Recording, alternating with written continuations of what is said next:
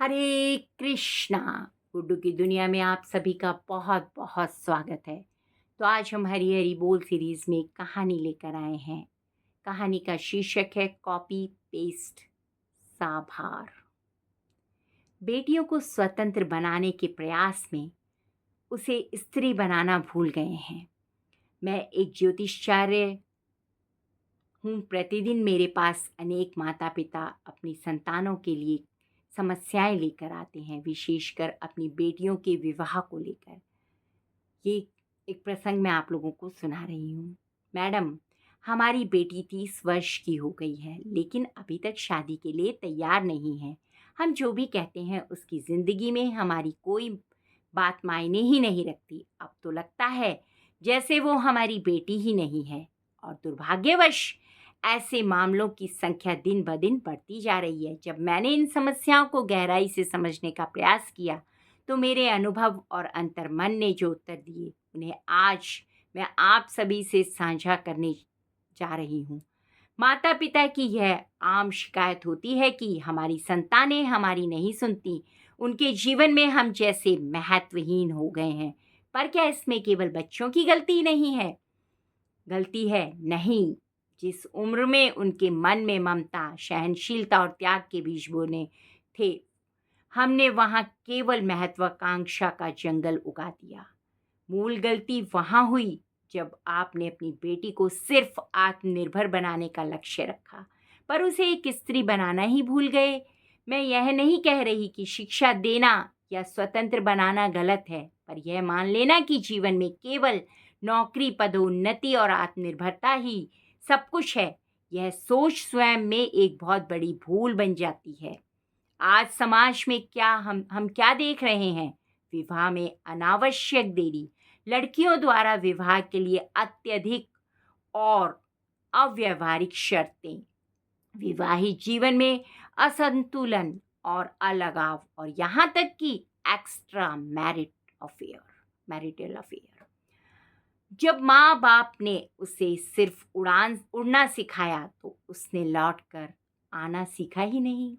बचपन से ही बेटियों को सिखाया गया है कि पहले पढ़ाई पूरी कर लो, अब इतना पढ़ लिया तो नौकरी भी करनी होगी। इतना खर्च और समय लगता गया, जो कुछ बनकर दिखाना भी जरूरी है।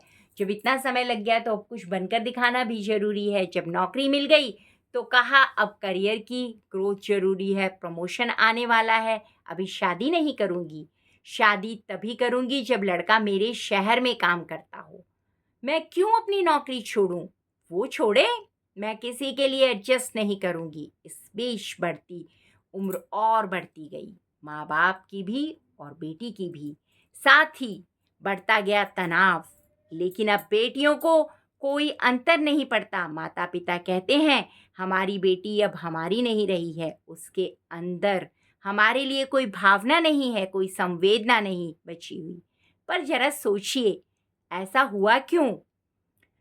क्यों कि अब उसके मन में और चरित्र में नारी के संस्कार रोपित करना ही भूल गए और अब समय नहीं है। तब हमने उसके दिमाग में एक ही बात बैठा दी कि तुम्हें अपनी जिंदगी खुद बनानी है, तुम्हें किसी पर निर्भर नहीं रहना है। और किसी इसी प्रक्रिया में उनके भीतर से और इसी प्रक्रिया में उनके भीतर से स्त्रियोचित कोमलता, संवेदनशीलता, त्याग और समर्पण, परिवार के लिए अपनापन, ये सब धीरे धीरे मिटते चले गए।